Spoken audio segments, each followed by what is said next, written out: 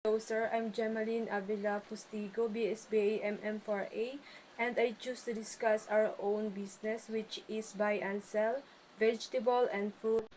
Nakadepende sa produkto ang tamang pagpasa.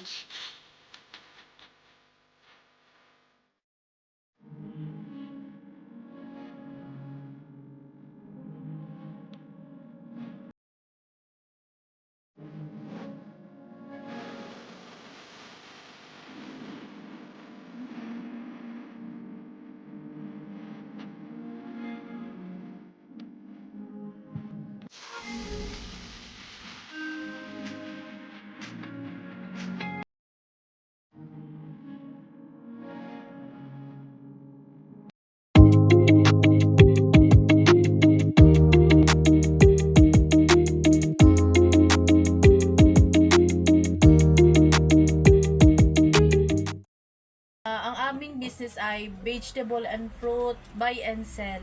Ay nagsimula kami sa 500 pesos lang hanggang sa lumaki siya ng lumaki. Ngayon, still existing pa siya.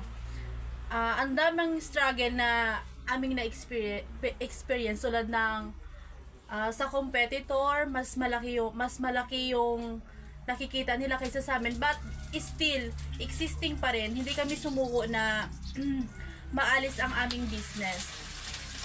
Huwag kayong susuko kung gusto nyong lumaki ang inyong business. Kahit maraming struggle, maraming competition, pero dapat patuloy pa rin. Kasi ang competition na yan is gagawin yung motivation, hindi yung gagawin as competitive talaga.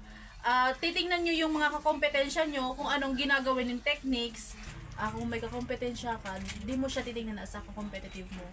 Kumbaga siya magiging motivation mo para maging maulad pa ang iyong negosyo.